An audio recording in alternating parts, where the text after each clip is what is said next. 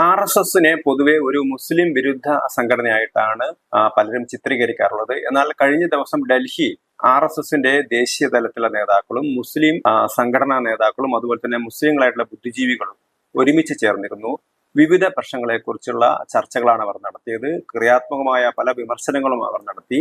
പരസ്പരം മനസ്സിലാക്കുക, പരസ്പരം ഉൾക്കൊള്ളുക, സമാധാനപരമായ കാര്യങ്ങളിലേക്ക് കടക്കുക തുടങ്ങിയ കാര്യങ്ങളാണ് അവർ ചർച്ച ചെയ്തത്. ഐക്യമാണ് പ്രധാനമായിട്ടും അവർ ചർച്ച ചെയ്തത്.